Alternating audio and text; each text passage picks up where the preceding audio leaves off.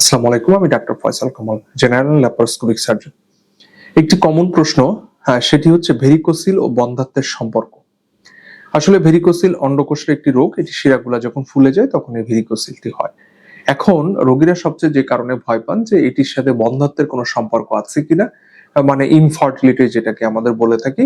খুবই confusing question. ব্যাপারটা হচ্ছে যে এটি আসলে বন্ধ্যাত্ব করবে কিনা এটি ডেফিনিটলি কোথাও বলা নেই, তবে এটি আপনার ইনফার্টিলিটি বা বন্ধ্যাত্বে প্রভাব ফেলতে পারে, বাট 100% করবে এমন কোনো সম্ভাবনা নাই। প্রথমত দেখা যাক, এটি হচ্ছে আমাদের যে ভেরিকোসিল যখন হয় তখন এখানে একটু তাপমাত্রা বাড়তে থাকে অন্ডকোষের তাপমাত্রা স্বাভাবিকের তুলনায়।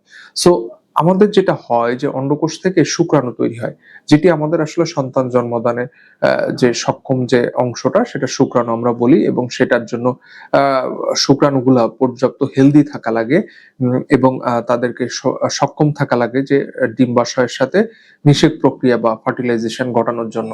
কিন্তু অনেক সময় দেখা যায় যে এই তাপমাত্রা অতিরিক্ত থাকার কারণে অন্ডকোষে দেখা যায় যে এই ভেরিকোসিলের কারণে এই শুক্রাণুর গুণগত মান পরিবর্তন হয়ে থাকে এবং দেখা যায় তার কার্যক্ষমতা বা কর্মক্ষমতা শুক্রাণুর কমে যেতে পারে।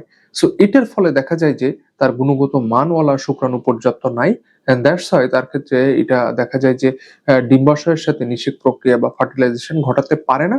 তখন দেখা যায় অনেক সময় বন্ধ্যাত্বের ক্ষেত্রে এটি প্রভাব ফেলতে পারে। তবে এটি দেখা যায় যে যদি একপাশে হয়ে থাকে তাহলে দেখা যায় অপর পাশ তো নরমালি ভালোই থাকে, সেক্ষেত্রে দেখা যায় কোনো বন্ধ্যাত্বের সম্ভাবনা থাকে না। তবে যদি এটা দুপাশে থাকে এবং অনেক দিন যাবত থাকে তাহলে এটি প্রভাব ফেলতে পারে, এবং যদি এটি গ্রেড 3 বা 4 এরকম দিকে থাকে। তবে প্রাথমিক অবস্থায় এটি আসলে বন্ধ্যাত্বের উপর প্রভাব ফেলতে চাওয়ার বিশেষ কোনো কারণ বা সম্ভাবনা নাই। তবে এটি ফেলতে পারে এ ধরনের একটি ধারণা আমাদের আছে বা এটা পাওয়া যেতে পারে। ধন্যবাদ সবাইকে।